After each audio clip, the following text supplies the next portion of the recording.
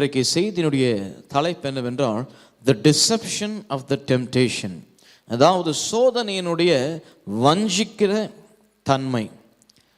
மிக அற்புதமாக இன்றைக்கு இந்த செய்தியை நாம் புரிந்து கொள்ள போகிறோம். திருப்போம் 1 கொரிந்தியர் எழுதின புஸ்தகம் 10ஆம் அதிகாரம் 13ஆம் வசனத்திற்கு நாம் திரும்பிக் கொள்ளுவோம்.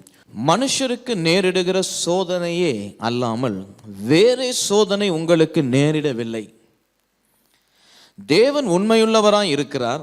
உங்கள் திராணிக்கு மேலாக நீங்கள் சோதிக்கப்படுகிறதற்கு அவர் இடம் கொடாமல் சோதனையை தாங்கத்தக்கதாக சோதனையோடும் கூட அதற்கு தப்பிக்கொள்ளும்படியான போக்கையும் உண்டாக்குவார். இங்கே நிறைய காரியத்தை அப்போஸ்தலனாகிய பவுல் எழுதியிருக்கிறார். கர்த்தருடைய வார்த்தை என்ன அற்புதமாக இன்றைக்கு ஒரு காரியத்தை நமக்கு தெளிவாய் விளக்குகிறது. மனுஷருக்கு நேரிடுகிற சோதனையே அல்லாமல் வேறே சோதனை உங்களுக்கு நேரிடவில்லை. ஆமென். இன்றைக்கு நாம் அநேகருடைய வாழ்க்கையிலே பலவிதமான சோதனைகள் நாம் எதிர்கொள்ளுகிறோம். அதாவது we face a lot of temptations in life. ஆமென். அநேக கிறிஸ்தவர்களுக்கு இந்த பூமியிலே மாம்சமும் இரத்தம் உடையவர்களாக நாம் இருக்கிறபடினாலே பலவிதமான சோதனை நம்முடைய வாழ்க்கையில வருகிறது. அந்த சோதனையை நாம் எப்படி ஜெயிப்பது என்று நாம் கற்றுக்கொள்ளுவோமானால் மிக சுலபமாக அந்த சோதனையெல்லாம் நாம் ஜெயித்து விடுவோம். ஆனால் அந்த சோதனையிலே ஒரு மிக வஞ்சிக்கத்தக்கதான ஒரு காரியம் இருக்கிறது. There is a deception in the temptation. You know what is the deception in the temptation? என்ன டிசெப்ஷன் என்றால், இந்த சோதனை எனக்கு மாத்திரம்தான் வந்திருக்கிறது, வேற யாருக்குமே இப்படிப்பட்ட சோதனை வரல, அதனால இந்த சோதனை யாருக்குமே புரியாது, இது எனக்கு மட்டும்தான் இப்பேற்பட்ட ஒரு சோதனை வந்துடுச்சு என்று பிசாசானவன் மனுக்குலத்தை என்ன பண்றான், உங்களையும் என்னையும் என்ன பண்றான், ரட்சிக்கப்பட்டவர்களா இருந்தாலும் ரட்சிக்கப்படாதவர்களா இருந்தாலும் நம்மை அவன் வஞ்சிக்கிறான். ஏதோ நமக்கு தான் சோதனை வந்ததை போல, நாம் தான் சிக்கி கொண்டதை போல, நாம் தான் இந்த உலகத்திலேயே இப்பேற்பட்ட ஒரு பிரச்சனைக்குள்ளாக போராட்டத்திற்குள்ளாக போகிறதை போல அப்படி ஒரு விதமான ஒரு காரியத்தை நம் மீது அவன் வைக்கிறான். அதை நாம் நம்பும்படி அவன் செய்கிறான். அதை நம்பின பின்பு நாம் அதை விசுவாசித்து விடுகிறோம்.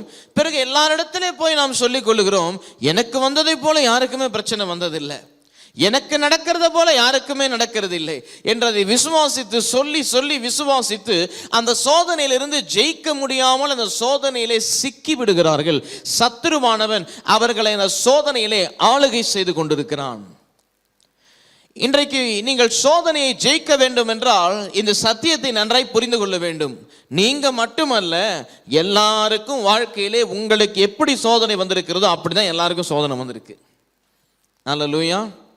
ஆங்கிலத்தில் which is very common to man, அதாவது ஆங்கில வேதாகமத்தில் இந்த வசனத்தை வாசித்து பார்ப்பீர்கள் என்றால் such kind of temptations which are common to man என்று அங்கே சொல்லப்படுகிறது. அதனுடைய கிரேக்க வார்த்தையினுடைய அர்த்தம் சொல்லுகிறார்கள் anthropinos. anthropinos என்றால் என்ன என்றால் common place to humans. மனிதர்கள் என்றாலே இப்படிப்பட்ட சோதனை வரதான் செய்யும்.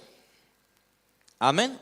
உங்களுக்கு மட்டும் ரொம்ப ஸ்பெஷல் கிடையாது, எனக்கு மட்டும் கொஞ்சம் ஸ்பெஷல் கிடையாது, மனிதர்கள் ஆனாலே நமக்கு சோதனை வரதான் செய்ய போகிறது. அப்போ நம்ம தெரிஞ்சுக்கணும், நமக்கு மட்டும் இல்லை, பக்கத்தில் இருக்கிறவருக்கும் சோதனை வந்திருக்குது, அவருக்கும் சோதனை வந்திருக்கிறது. ஆகவே நாம் தேவனை நோக்கி பார்க்க வேண்டும். தேவனுடைய வார்த்தை சொல்லுகிறது, தேவன் உண்மையுள்ளவராய் இருக்கிறார், அவர் சோதிக்கிறதல்ல, சோதனை பிசாசு கொண்டு வரான். தேவன் உண்மையுள்ளவராய் இருக்கிறார். உங்கள் திராணிக்கு மேலாக நீங்கள் சோதிக்கப்படுகிறதற்கு பிசாசு உங்களை திராணிக்கு மேலாக சோதிக்காதபடிக்கு தேவன் என்ன பண்ணுவாராம், விடமாட்டாரு. திராணிக்கு மேல நீங்கள் சோதனை அனுபவிக்கும்படிக்கு கர்த்தர் விடமாட்டாரு. கர்த்தர் உங்களுக்கு ஒரு வழியை உண்டு பண்ணி நீங்கள் தப்பிக்கும்படி உதவி செய்வார். அல்லேலூயா.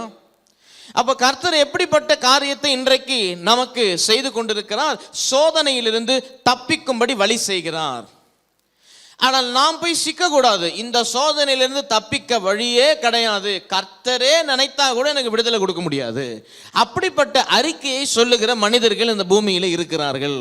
அப்படிப்பட்ட அறிக்கைகளை மனிதர்கள் சொல்லிக்கொண்டு திரிந்து கொண்டிருக்கிறார்கள், என்னை கடவுளே காப்பாற்ற முடியாதுங்க என்று.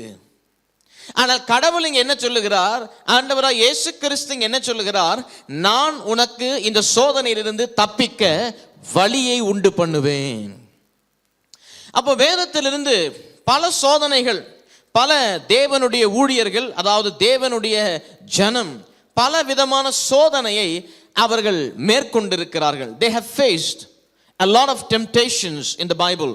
வேதத்தில் இருக்கிற அநேக தேவனுடைய, அதாவது தேவனுடைய ஜனம் பல விதமான சோதனைகளை அவர்கள் என்ன பண்ணியிருக்கிறாங்க, அவர்கள் எதிர்நோக்கி வந்திருக்கிறார்கள்.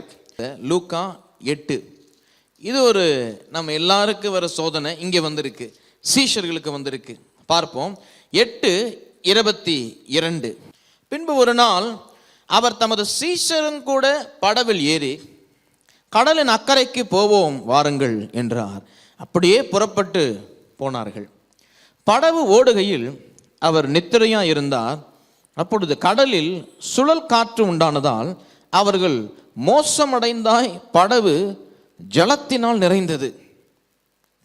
அவர்கள் அவரிடத்தில் வந்து, ஐயரே ஐயரே மடிந்து போகிறோம் என்று அவரை எழுப்பினார்கள். அவர் எழுந்து காற்றையும் ஜலத்தின் கொந்தளிப்பையும் அதட்டினார். உடனே அவைகள் நின்று போய் அமைதலாம் உண்டாயிற்று. அவர் அவர்களை நோக்கி, உங்கள் விசுவாசம் எங்கே? அவர்கள் பயந்து ஆச்சரியப்பட்டு, இவர் யாரோ காற்றுக்கும் ஜலத்திற்கும் கட்டளிடுகிறார், அவைகளும் இவருக்கு கீழ்ப்படுகிறதே என்று ஒருவரோடொருவர் சொல்லிக் கொண்டார்கள். இங்க அந்த சோதனை யோசிச்சு பாருங்க. அவிசுவாசம். படகிலே அவர்கள் பிரயாணம் செய்து கொண்டு போகிறார்கள். சீஷர்களும் இயேசுவும் படகிலே இருக்கிறார்கள். படகிலே ஒரு காற்றழுத்தத்தின் நிமித்தமாக சமுத்திரத்திலே ஒரு கொந்தளிப்பு, தண்ணீர் எல்லாம் படகுக்குள்ளாக வந்துவிட்டது. அங்கே இயேசு படுத்து கொண்டுதான் இருக்கிறார். அங்கே இயேசு நித்திரை அடைந்து கொண்டுதான் இருக்கிறார். அங்கே இயேசு அமைதலாக தான் அவர்களோடு இருக்கிறார், படுத்து உறங்கி கொண்டிருக்கிறார்.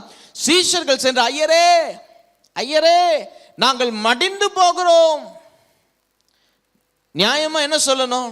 ஆண்டவரே இப்படி காற்று அடிக்கிறது, இவ்வளவு தண்ணீர் வருகிறது, என்ன செய்யலாம் ஆண்டவரே என்று சொல்லி கேட்கணும். அதை விட்டுட்டு நாங்கள் மடிந்து போகிறோம், நாங்கள் மடிந்து போகிறோம். அந்த வார்த்தைகளை கவனிங்க. ஐயரே ஐயரே மடிந்து போகிறோம் என்று அவர் எழுப்பினார்கள். இன்னொரு இடத்துல அற்புதமாக ஆங்கில வேதாகமத்தில் சொல்லப்பட்டிருக்கிறது, ஐயரே ஐயரே நாங்கள் மாண்டு போகிறோமே, உங்களுக்கு கவலையா இல்லையா? இயேசுவை பார்த்து கேட்கிறாங்க, Lord Lord we are perishing, do you not bother about it? நாங்க கஷ்டப்படுறோமே உங்களுக்கு தெரியலையா? நாங்க வேதனைப்படுறோமே உங்களுக்கு தெரியலையா என்று சொல்லி ஆண்டவராக இயேசு கிறிஸ்துவை சீஷர்கள் கேட்கிறார்கள். அதே போலதான் இன்றைக்கு நிறைய பேர் கூட பாருங்க, சத்ருவானவன் நம்மை சோதிக்கிறான், சத்ருவானவன் நம்மை நெருக்குகிறான், சத்ருவானவன் நம்மை கஷ்டப்படுத்துகிறான். நம் தேவனை பார்த்து கேட்கிறோம், ஆண்டவரே இவ்வளவு நாங்க கஷ்டப்படுறோமே உங்களுக்கு கண் இல்லையா? இவ்வளவு நாங்க கஷ்டப்படுறோமே, புலம்புறமே, உங்களுக்கு காது இல்லையா?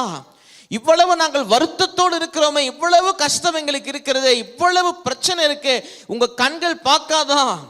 எங்களுக்கு ஒரு சொல்யூஷன் கொடுக்க மாட்டீங்களா? எங்களுக்கு ஒரு விடுதலை இதுல தர மாட்டீங்களா என்று சொல்லி நாம் தேவனை பார்த்து சோதிக்கப்படுகிற வேளையிலே தேவனை பார்த்து நாம் கேட்கிறோம், ஐயரே ஐயரே மடிந்து போகிறோம், கவலை இல்லையா என்று சீஷர்கள் கேட்டதை போல, ஆண்டவரே ஆண்டவரே இவ்வளவு பிரச்சனைக்குள்ளாக நாங்கள் போகிறோமே, உங்களுக்கு கவலை இல்லையா? நாங்கள் கஷ்டப்படுறோமே, உங்களுக்கு ஏன் மனதில்லையா? மனமிறங்கும் மனமிறங்கும் என்று சொல்லிக்கொண்டு ஆண்டவராக இயேசு கிறிஸ்து இடத்துல ஜெபிக்கிறார்கள். அநேக கிறிஸ்தவர்கள் இன்றைக்கு மனமிறங்கும் என்று சொல்லுகிறார்கள்.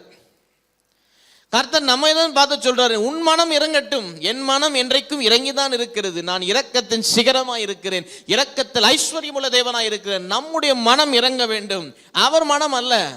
கர்த்தர் சொல்லுகிறார், உங்கள் விசுவாசம் எங்கே? நான் தான் இருக்கிறேன்னு ஏன் நீங்க என்ன நம்பல?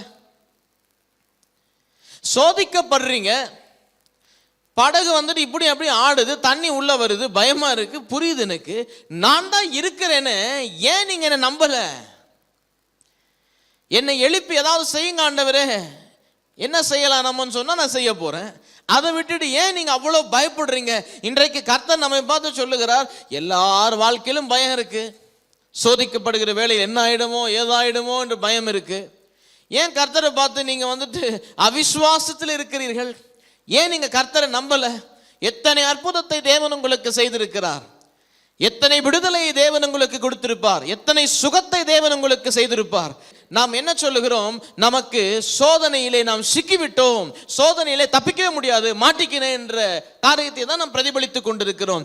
நாம் நம்முடைய வசனத்தின்படி நான் சொல்றேன் பாருங்க, கர்த்தர் தெளிவா சொல்றாரு, திராணிக்கு மேலாக யாரை அவர் சோதிப்பது கிடையாது. அப்படிப்பட்ட சோதனை உங்களுக்கு வந்திருக்குமானால் கர்த்தர் வந்துட்டு அதிலிருந்து நீங்கள் தப்பிச் செல்லுவதற்கு ஒரு வழியை உண்டு பண்ணுவார். அல்லேலூயா.